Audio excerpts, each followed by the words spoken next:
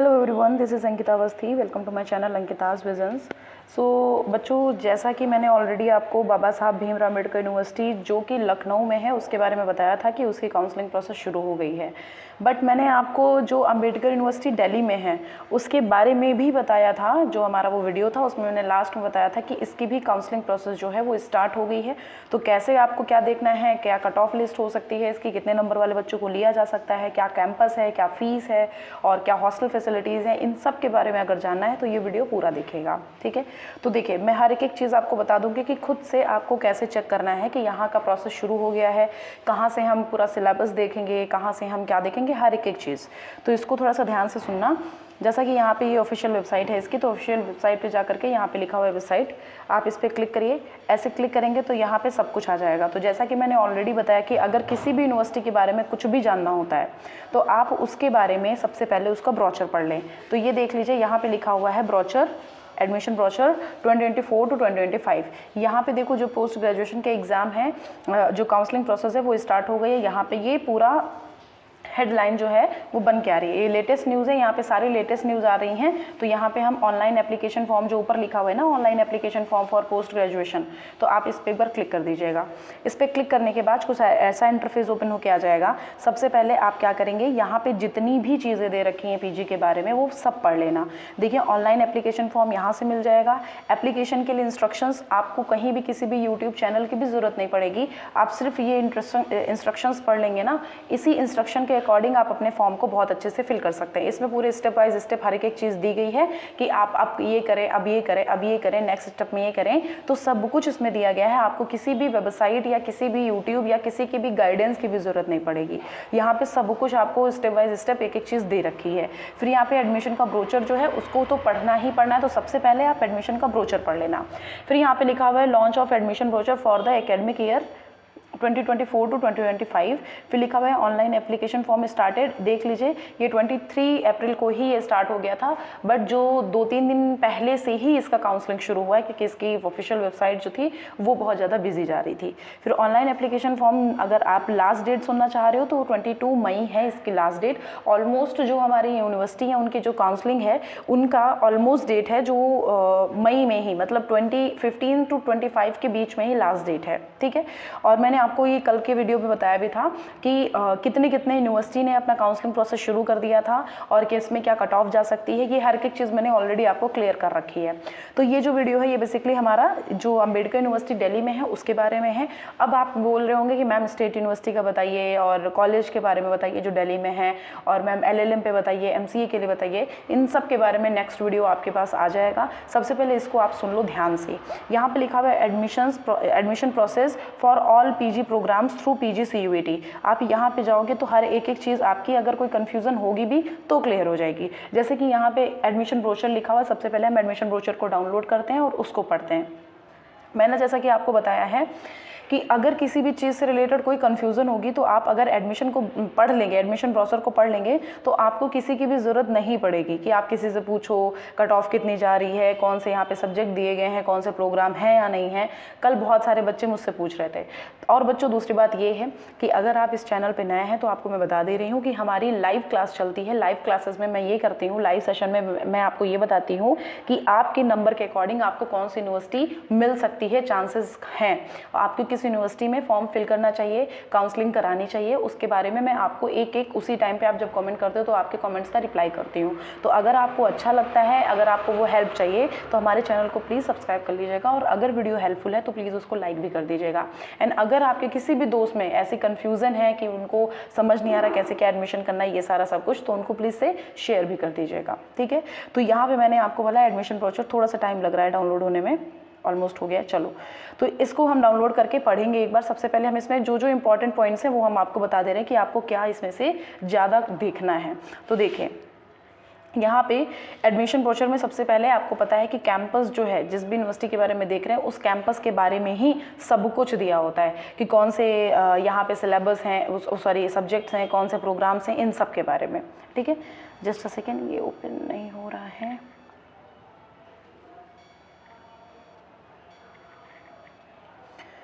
थोड़ा सा टाइम लेगा क्योंकि मतलब काफ़ी पेजेस का है ये, तो थोड़ा सा टाइम डाउनलोड होने में भी टाइम लगे।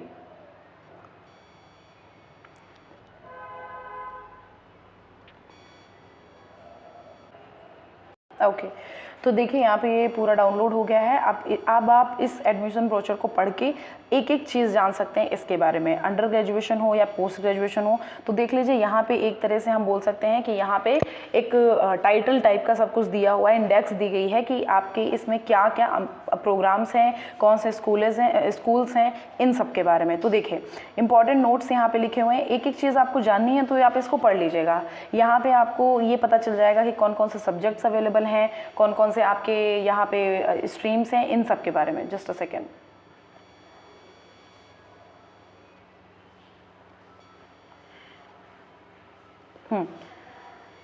अब हम बात करते हैं सब्जेक्ट्स की।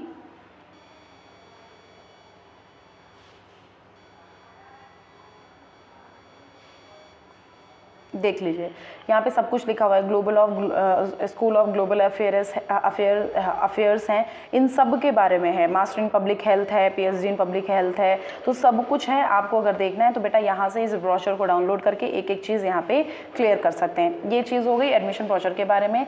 अब बेटा हम बात करेंगे कि आपको जो लास्ट डेट है या कहाँ से एप्लीकेशन फॉर्म मिलना है। तो सबसे पहले हम एप्लीकेशन के इंस्ट्रक्शंस देख सकते हैं।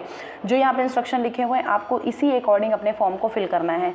लिखा हुआ है before filling the form please read the instruction. यहाँ पे देखिए given below carefully please use update. आप याद रखो कि जो मोजिला फायरफॉक्स है आप उसको या फिर क्रोम ब्राउजर को यूज़ करो, और वो भी आपको फ़ोन में नहीं यूज़ करना है बेटा, लैपटॉप या डेस्कटॉप, मतलब लैपटॉप या फिर कंप्यूटर पे आप देख सकते हो, आप वहाँ पे इसको फिल करना। वरना ऐसे अगर अदर उस पे मोबाइल पे या टैब पे करना चाह रहे हो तो मत करना, ठीक है, पहले ही बता दिया। फिर लिखा हुआ है applicant can log in admission portal through their registered CUET application number. जो आपका CUET के थ्रू आपको एप्लीकेशन एक नंबर मिला होगा, आप उससे ही यहाँ पे एप्लीकेशन फॉर्म को अपने ओपन करेंगे, रजिस्टर यहाँ पे अपने उसी CUET के एप्लीकेशन फॉर्म नंबर से करेंगे। फिर यहाँ पे देखिए रजिस्ट्रेशन का पूरा प्रोसेस लिखा हुआ है। सबसे पहले क्या करना है, ऑनलाइन एप्लीकेशन फॉर्म जो है उस पर क्लिक करना है। देख लीजिए इन्होंने छोटी छोटी चीज़ बताई है। फिर न्यू रजिस्ट्रेशन पे क्लिक करना है, फिर एंटर करना है आपको CUET का अपना एप्लीकेशन नंबर, फिर डेट ऑफ बर्थ करना है, जो कैप्चर कोड है वो करना है, फिर आपको रजिस्टर कर लेना है। फिर उसके बाद लिखा हुआ है कि you will receive an email from no reply. इस टाइप का कुछ आपका ऐसा कुछ बन के आएगा, इसके थ्रू आपको एक मेल आएगा, आप उस मेल पे OTP आएगा, उस OTP को यहाँ पे आप फिल कर देंगे तो आपका वेरीफाई हो जाएगा। फिर आपको मिनिमम 6 कैरेक्टर का पासवर्ड डालना होगा, मतलब कुछ भी डाल सकते हैं। जैसे आपका नाम हमने मान लिया कि जैसे मेरा नाम अंकिता है तो हमने बोल दिया अंकिता @123 करके हम डाल दें, अंकिता का एक कैपिटल बना दें ये। फिर आपको जो पासवर्ड है उसको फिर से री एंटर करके वेरीफाई करना होगा। फिर जो कैप्चर कोड पड़ा होगा उसको कैप्चर कोड करके OTP सबमिट करना है। इस तरह से जो अकाउंट है वो आपका वेरीफाई हो जाएगा। फिर उसके बाद उसी एप्लीकेशन प्रोसेस से जो आपको मिलेगा उससे आप उसको फिर से लॉगिन कर सकते हैं। फिर आप अपना एप्लीकेशन फॉर्म भरेंगे। उसके लिए क्या प्रोसेस है, अगेन आपको क्लिक करना है ऑनलाइन एप्लीकेशन फॉर्म पे, फिर आप डायरेक्ट एप्लीकेशन फॉर्म पेज पे पहुंच जाएंगे। फिर आप रजिस्टर करेंगे, लॉगिन जो आपको नंबर मिला है CUET वाला उससे, फिर आप एंटर करेंगे अपना पासवर्ड, जो आपने पासवर्ड अभी बनाया था, फिर कैप्चर कोड करके आप लॉगिन कर लेंगे, ठीक है। फिर उसके बाद अपनी कंप्लीट करेंगे प्रोफाइल को, वहाँ पे प्रोफाइल आपकी होगी उसको कंप्लीट करेंगे, जिसमें आपको डॉक्यूमेंट्स कुछ डॉक्यूमेंट्स होंगे, कुछ आपकी प्रोफाइल, आपका नाम, पापा का नाम, ये सारा सब कुछ पूछा जाएगा, ठीक है। फिर यहाँ पे डिजिटल फोटो और सिग्नेचर आपके रिक्वायर्ड होंगे, मतलब आप फोटो और सिग्नेचर ऑलरेडी क्या पता कभी कभी अपलोडेड भी रहता है क्योंकि आपने CUET का रजिस्ट्रेशन फॉर्म नंबर फिल किया है। अगर नहीं तो आपको फिर से फिल करना है तो आप फिर से फिल कर सकते हैं। देख लीजिए जो मैंने आपको कल प्रोसेस बताया था ना BBAU जो लखनऊ में है, उसके बारे में कल मैंने एक क्लियरली एक वीडियो बना के बताया था। एक मैंने आपको जो लाइव सेशन था वो दिया था और उसमें मैंने पूरा BBAU का एक एक चीज़ बताया था कि कैसे आपको काउंसलिंग प्रोसेस कंप्लीट करनी है, ठीक है। तो ये वही चीज़ बिल्कुल सेम वैसे ही है। फिर applicant whose personal profile is logged and has not paid the fees in any of chosen programme, applicants can has a choice to unlock the profession. आपकी जो पर्सनल प्रोफाइल है उसको आप अनलॉक कर सकते हैं by click in open profile. आप उस पर क्लिक करके आप अपने प्रोफाइल को ओपन कर सकते हैं। अप्लाई करेंगे प्रोग्राम के लिए, लिख के आएगा click on apply in programme. फिर उसके बाद जो भी आपके प्रोग्राम्स आपके हैं उस पर अप्लाई कर देना कि आपको MSc लाइफ साइंसेज में करना है या फिर किसी और में करना है तो आप उस पर क्लिक कर देंगे। There are 8 and 9 steps in application form. 8 और 9 स्टेप होंगे एप्लीकेशन फॉर्म में। यहाँ पे एक बार देख लो, लिखा हुआ है programme selection, preview of personal detail होंगे, प्रोग्राम सिलेक्शन मतलब जो सब्जेक्ट आपको लेना है, एकेडमिक डिटेल मतलब 10th 12th graduation, other detail अगर आपका कुछ अदर में है B.Ed वगैरह तो वो भी आप फिल कर सकते हैं। फिर आप आपको वही सारे डॉक्यूमेंट फिल करने पड़ेंगे। आप ये याद रखना कि 10 से 500 KB के अंडर में आपके ये डॉक्यूमेंट्स होने चाहिए। फिर आप अपनी एप्लीकेशन फॉर्म को फिर से देख सकते हैं, सब कुछ चेक कर सकते हैं, उसके बाद आप अपना सेव और नेक्स्ट कर सकते हैं अगर सब कुछ ठीक है। फिर हम क्या करेंगे, यहाँ पे लिखा हुआ है ऑल फील्ड्स मार्क्ड बाई इतना, मतलब जो जिस पे ये स्टार लगा होगा वो मैंडेटरी होगा, मतलब वो आपको फिल ही करना है। अगर ये मार्क लगा हुआ है, अगर उस टाइम पे आपने ये चीज़ आपने कंपलसरी नहीं आपने वहाँ पे डाली है, तो बेटा आपका फॉर्म जो है वो रिजेक्ट हो जाएगा। मैं पहले ही क्लियर कर दे रही हूँ। फिर application process will be regarded as complete only when the payment has been received by the university. Please note that no change can be made once application form is submitted. जब भी आपका form submit हो जाएगा उसके बाद कोई भी editing नहीं हो जाएगी, इसलिए यहाँ पे ये सब कुछ लिख रखा है। आप अपना जो पेमेंट है वो अपना आराम से ऑनलाइन मोड पे भी पे कर सकते हो। फिर लिखा हुआ है while filling the online application if your browser closes unexpectedly, मतलब आपका अगर फिर से मतलब क्लोज हो जा रहा है, अपने आप ही लॉग आउट हो जा रहा है, तो क्या करना है, कोई प्रॉब्लम नहीं है, आप फिर से लॉग इन कर सकते हैं। तो वहीं से जहाँ पे आपने छोड़ा होगा ना, आपने सब कुछ अपनी प्रोफाइल पे सबमिट कर दिया है, सब कुछ काम कर दिया है, तो कोई प्रॉब्लम नहीं है। आप अगर उसको लॉगिन करोगे तो आपका वहीं से जहाँ पे आपने उस फॉर्म को अधूरा छोड़ा होगा वो वहीं से कंप्लीट होना, मतलब वहीं से आपको मिल जाएगा जब आप लॉगिन करोगे। फिर लिखा हुआ है सम टाइम पेमेंट डिले करना पड़ता है, तो उसके लिए आप पेमेंट जो है वो अपडेट हो जाएगा आपका ऑटोमेटिकली। मतलब ऐसा हो जाता है कि अगर आपने पेमेंट कर दिया है बट उसके बाद भी क्या होता है, उसके बाद भी ये प्रॉब्लम हो जाती है कि उसमें होता है आपका पेमेंट कट गया बट उधर नहीं सबमिट होता है। कोई प्रॉब्लम नहीं, फिर से आप लॉगिन करोगे तो उसमें ऑलरेडी आपका पेमेंट सक्सेसफुल हो चुका होगा। अगर नहीं तो आपका वापस खुद ही आ जाएगा। After login into online application from again click on payment gateway where you paid the application fee recently, the payment gateway will check the status against amount received if any and that will be settled immediately, it will not ask to pay again. अगर वो होगा तो उसमें settle हो जाएगा, अगर नहीं तो आपको वापस से फिर से आपको खुद ही आ जाएगा। तो इस तरह से आप कर सकते हैं। इनकेस कोई प्रॉब्लम हो, टेक्निकल इशू हो, तो आप क्या कर सकते हो, आप मेल कर सकते हो। वैसे हेल्पलाइन नंबर यहाँ पे दिया हुआ है, हेल्पलाइन नंबर पे भी आप कॉल कर सकते हो। 10 से 4 बजे तक ये हेल्पलाइन नंबर अवेलेबल रहता है। ठीक है, तो ये चीज़ आप देख लीजिए, और ये आप पहले ही देख लीजिए, ये 23 तारीख को आ गया था और इसका जो लास्ट डेट है वो 23 या 24 मई में लास्ट डेट है। मैंने आपको ये चीज़ अभी क्लियर कर दी थी। तो ये है हमारा भीमराव अम्बेडकर यूनिवर्सिटी जो कि दिल्ली में है, उसके बारे में। अब हम अगर कट ऑफ की बात करें तो बेटा हम आपको पहले बता दे रहे हैं, अगर आपके 80-90 मार्क्स हैं तो एक बार ट्राई कर सकते हो यहाँ पे, बट कंफर्म नहीं बोल सकते। देखिए 80-90 मार्क्स हम इसलिए बोल रहे हैं, सारे यूट्यूब वाले भी इसीलिए बोलेंगे क्योंकि 300 के मार्क्स के अकॉर्डिंग इस बार सब लोग वो सोच रहे हैं। 400 के मार्क्स के अकॉर्डिंग पहले थोड़ा हाई जाता था, 300 के मार्क्स के अकॉर्डिंग थोड़े से आपके कम मार्क्स भी होंगे तो आपके चांसेस हो सकते हैं यहाँ पे एडमिशन होने के। प्लस अगर आपको जानना है कौन से प्रोग्राम है क्या है, तो आपके लिए मैंने ब्रोचर बोल दिया है कि आप इस ब्रोचर को जरूर से पढ़ लेना। अब हम ऑनलाइन एप्लीकेशन फॉर्म देख सकते हैं, यहाँ पे आप क्लिक करोगे,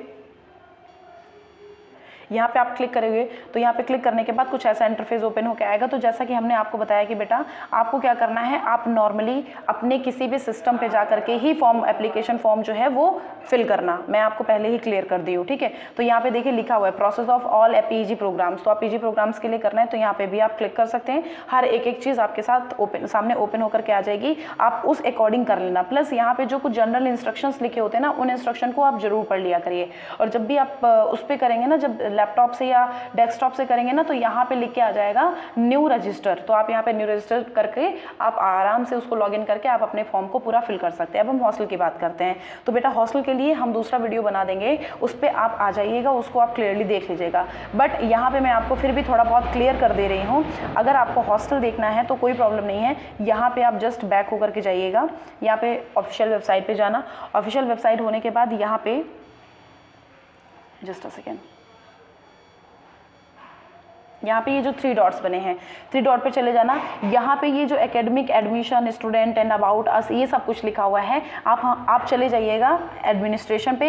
यहाँ पे एडमिनिस्ट्रेशन पे आप सब कुछ जान सकते हो कि कौन चांसलर्स हैं, कौन क्या है। अबाउट अस पे इनमें जो भी क्वालिटी है, जो भी विज़न है, जो भी मिशन है, वो इनके बारे में बताया जाएगा। फिर हम बात करेंगे एडमिशन्स पे, एडमिशन पे जाएंगे कि जिनके बारे में आपको एडमिशन लेना, PhD UG PG इन सब के बारे में। फिर हम स्टूडेंट पे जाएंगे, स्टूडेंट पे मतलब जो भी NCC है, NSS है, आपको इसके बारे में जानना है।